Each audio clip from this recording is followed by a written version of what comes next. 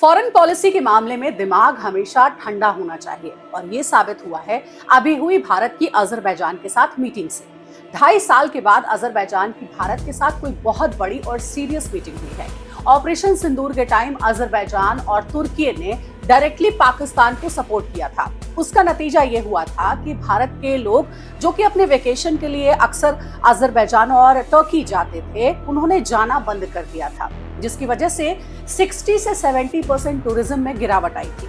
लेकिन अभी 4 अप्रैल को भारत के external affair secretary west Sibi George और अजरबैजान के फॉरेन मिनिस्टर जेहूम बेरामूव ने दोनों ने बैठ करके बैठक की है और ये मीटिंग हुई है अजरबैजान में।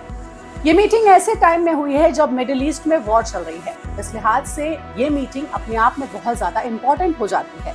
मिडिल ईस्ट में टेंशन बढ़ भी सकती है और कम भी हो सकती है। ये सब कुछ डिपेंड करता है वॉर की सिचुएशन के ऊपर। लेकिन स्ट्रेट ऑफ हॉर्मुज खुले रहना बहुत इंपॉर्टेंट है हर कंट्री के लिए, और अजरबैजान के पास ऑयल और गैस की सप्लाई काफी है, तो इंडिया स्ट्रेट ऑफ हॉर्मुज के बाद भी बाई रोड ऑयल और गैस की सप्लाई अजरबैजान से कर सकता है, उस रास्ते से मंगवा सकता है। इस लिहाज से ये मीटिंग अपने आप में बहुत इंपॉर्टेंट है।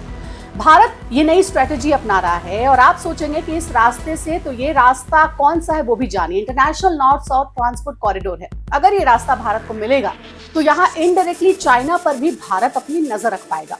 दूसरा सबसे बड़ा स्ट्रेटेजिक स्टेप ये है कि अजरबैजान को 3 ब्रदर अलाइनमेंट में गिना जाता है। इसका मतलब है अजरबैजान, तुर्की और पाकिस्तान।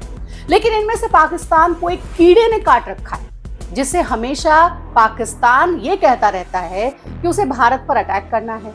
अभी हाल में पाकिस्तान की ओर से एक स्टेटमेंट आया है जिसमें ये कहा गया है कि अगर अमेरिका ने पाकिस्तान पर अटैक किया तो पाकिस्तान क्या करेगा, भारत पर अटैक कर देगा।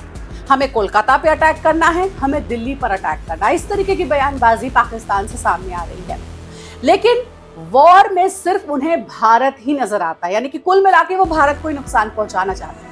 इसीलिए ये टाइम सबसे इंपॉर्टेंट है, क्योंकि यूएई ने पाकिस्तान को जो $3.5 बिलियन का लोन दिया है, उससे अब पाकिस्तान को वापस करने को कहा जा रहा है। ये भी पॉसिबल है कि कुछ दिनों में सऊदी अरब ने जो पाकिस्तान के साथ अग्रीमेंट किया था उसे भी वो कैंसिल कर देगा, और जो इन्वेस्टमेंट के पैसे पाकिस्तान को सऊदी ने दिए थे वो भी सऊदी अरब वापस मांग सकता है। अब आप सोचेंगे ऐसा क्यों? तो इसका रीजन ये है कि चाइना ईरान को जो इस वॉर में सप्लाई पहुंचा रहा है वो सारी की सारी बाय रोड पाकिस्तान के थ्रू ईरान में जा रही है, और ईरान भर भर कर यूएई पर बॉम्ब फेंक रहा है। इसलिए सऊदी अरब बार बार पाकिस्तान को इस बारे में टोक रहा है, उसे चेतावनी दे रहा है। इसलिए भारत ये जानता है कि कल को अगर खुदा न खास्ता कोई खराब स्थिति आई और पाकिस्तान भारत को नुकसान पहुंचाने की सोचे, किसी तरीके का हमला करने की सोचे, तो अगर भारत 3 ब्रदर अलाइनमेंट में थोड़ा सा भी उसका कंट्रोल हो जाता है तो भारत पाकिस्तान को वो दिन दिखा सकता है जो उसने सपने में भी नहीं सोचा होगा।